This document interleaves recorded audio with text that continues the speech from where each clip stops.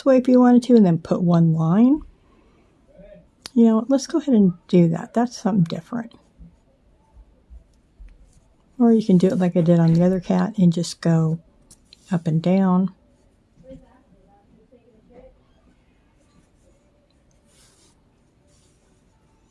Pull this a little bit also.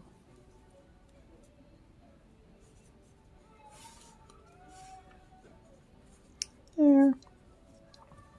Now I'm going to put it in this side and bring it out over here where I want my whisker to start.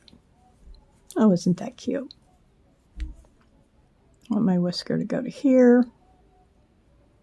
I'm going to bring it out the other side. You can do your whiskers any way you want to. I kind of just go all over with my whiskers. I'm going to go up the bottom of his nose.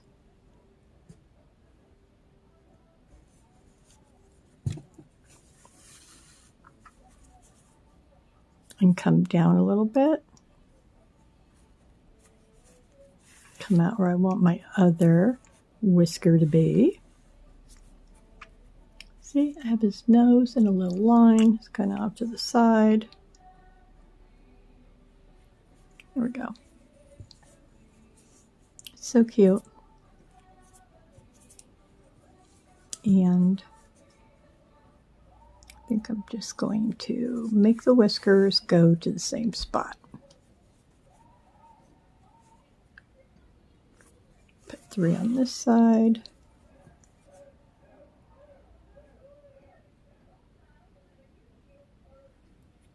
They're kind of coming out. See how they're kind of in the same rows. I like to make 3 whiskers on each side. And there it is. I'll tie these in a knot.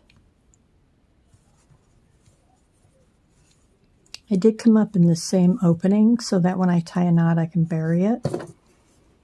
And I'm going to take this, go into that same opening, go through the stuffing. See, it pulled that other piece in a little bit. I went underneath the stuffing a little bit.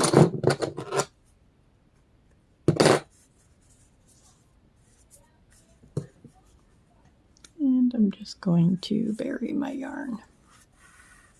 The stuffing will hold it in place more than you think. There we go.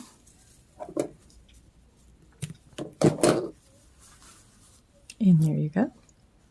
Look at them.